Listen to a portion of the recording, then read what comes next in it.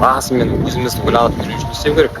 Кез келген миымызға келген ой, кез келген бір адамның пікірі, кез келген бір информацияны біз алдымен стоп. Так, ол не үшін олай деп айтты? Не үшін бұл жаман деп айтты? Бұл жаман емес шығар. Нақты өзіміздің қазіргі сәттегі миымызды ойлануымыз керек.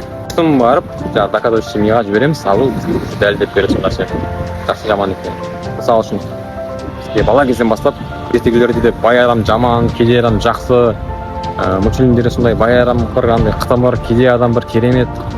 Діннің өзінде де көп бізге айтқанда, кедейлер деген жұмаққа 600 жыл бұрын келеді деген сияқты.